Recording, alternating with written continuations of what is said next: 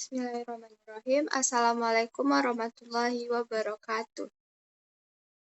Baiklah teman-teman semuanya, pada pertemuan ke-8 ini, saya akan menjelaskan materi dasar-dasar sains. Saya dari kelompok 8 dengan nama Nafa Aulia dengan NIM 23231019. Materi kita kali ini yaitu produk sains yang terdiri dari hipotesis, teori, beserta hukum. Yang pertama kita akan membahas pengertian produk sains, yang dimana produk sains merupakan makna alam dari berbagai fenomena, perilaku, karakteristik yang dikemas menjadi sekumpulan teori, konsep, hukum, dan prinsip. Sains sebagai produk juga menjabarkan karakteristik ilmu pengetahuan dan sifat-sifat dasar dalam memperoleh ilmu pengetahuan. Selanjutnya yaitu pengertian hipotesis. Hipotesis ialah ide atau teori yang diusulkan. Teori ini dapat diuji secara eksperimental atau melakukan eksperimen, atau bisa saja kita lakukan dengan melakukan observasi. Hipotesis juga disebut dengan praduga. Selanjutnya, hipotesis menjadi teruji apabila ada gejala yang dihasilkan dari eksperimen atau observasi yang kita lakukan tadi. Selanjutnya, macam-macam hipotesis ini ada dua.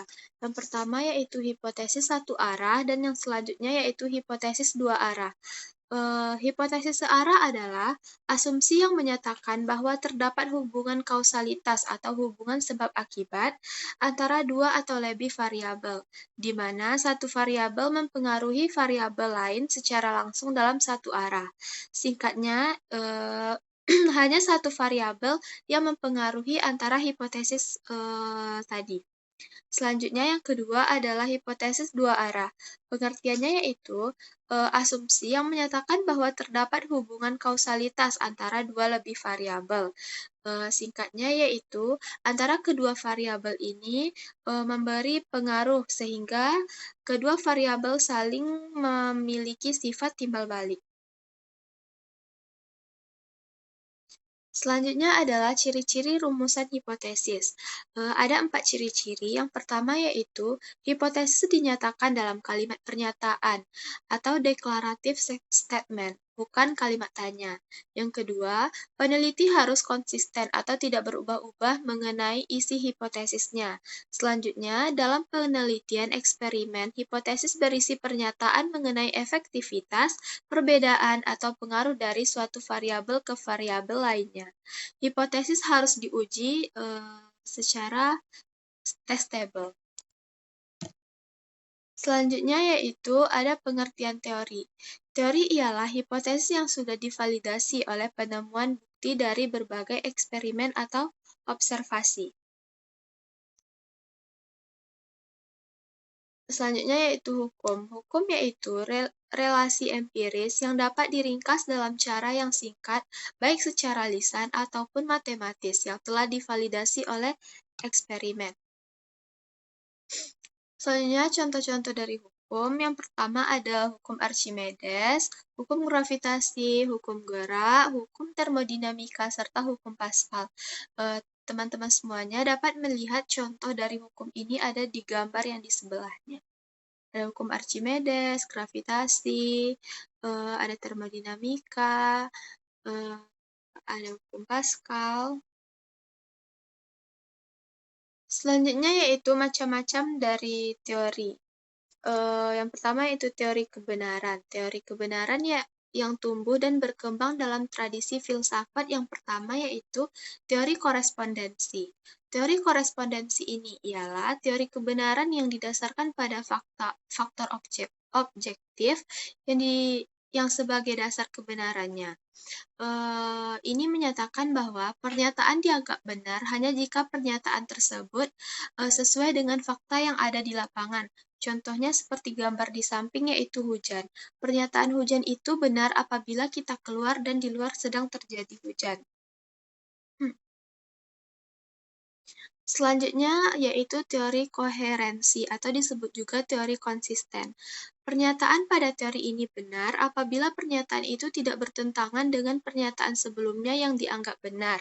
Teori ini dianggap benar dengan syarat tidak ada pertentangan atau konsisten. Contohnya yaitu, di dalam disiplin ilmu matematika, terdapat postulat atau kebenaran bahwa jumlah sudut semua sisi segitiga yaitu 180 derajat. Jika ada satu pernyataan yang menyatakan bahwa jumlah dari sudut segitiga itu yaitu 210, maka pernyataan itu dianggap salah karena bertentangan dengan postulat sebelumnya. Selanjutnya yaitu teori pragmatis. Teori pragmatis meletakkan dasar kebenarannya pada manfaat praktis dalam memecahkan persoalan kehidupan. Teori ini berkaitan dengan objek pengetahuan metafisik. Teori ini juga muncul sebagai kritik terhadap kaum positif yang menganggap pernyataan metafisik sebagai pernyataan yang tidak bermakna karena ia memiliki dasar faktual di dunia empiris. Selanjutnya yaitu teori performatif. Teori ini yaitu suatu pernyataan dianggap benar jika ia menciptakan realitas. Jadi, pernyataan yang benar bukanlah pernyataan yang mengungkapkan realitas, tapi justru dengan pernyataan itu tercipta realitas sebagaimana yang diungkapkan dalam pernyataan itu. Contohnya yaitu penentuan awal bulan Ramadan. Awal masuknya bulan Ramadan ditentukan melalui fakta munculnya hilal.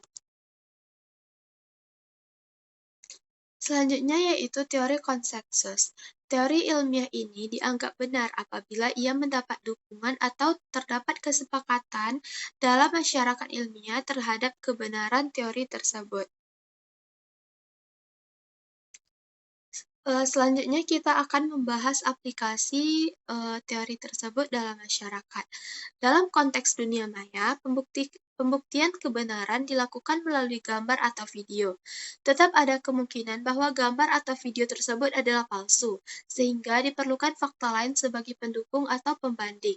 Selain itu, dibutuhkan penjelasan lebih lanjut dari pakar telematika untuk membuktikan validitas data faktual atau gambar video tersebut. Selanjutnya, materinya yaitu sifat-sifat hukum alam. Ada 3 sifat hukum alam. Yang pertama, bersifat netral atau tidak diperuntukkan bagi prioritas golongan pengguna tertentu. Yang kedua yaitu bersifat universal, artinya dapat berlaku di mana saja. Dan yang ketiga adalah bersifat lebih pasti. Selanjutnya yaitu materi teori dan hukum ilmiah. Hukum ilmiah sifatnya lebih pasti dan dikatakan sangat tangguh dan tidak rentan. Contohnya yaitu hukum kekekalan massa yang tidak dapat dibantah karena memang demikian adanya, dan sifatnya sangat umum serta menjelaskan atau mengayomi sekian banyak teori. Selanjutnya yaitu hukum dan prediksi ilmiah. Fungsi hukum dalam dunia sains adalah untuk memperkirakan gejala yang akan terjadi. Fungsi lainnya yaitu manusia juga merancang dan menciptakan gejala alam baru. Contohnya yaitu ilmuwan menggunakan hukum ilmu alam untuk menciptakan teknologi, sedangkan pabrik televisi dalam membuat pesawat televisi atau monitor televisi menggunakan prinsip dan hukum fisika secara mendalam. Dari ketidakteraturan sampai menjadi hukum. Maksudnya hukum merupakan hasil pengelolaan hipotesis, dan hipotesis ini berawal dari pengamatan manusia akan objek alam. Pengamatan demi pengamatan dikumpulkan dan diklasifikasikan menurut parameter tertentu. Kemudian dibuatkan hipotesis yang harus diuji dan dieksplorasi lebih lanjut sampai menjadi teori tertentu. Selanjutnya ada fungsi sains dalam masyarakat. Ada beberapa fungsi, contohnya itu satu sebagai pertumbuhan industri, yang kedua pemecahan masalah, yang ketiga pengembangan teknologi, ada fungsi sebagai pendidikan serta kesehatan, selanjutnya ada perlindungan lingkungan, selanjutnya ada inovasi ekonomi, dan yang terakhir sebagai pemahaman global.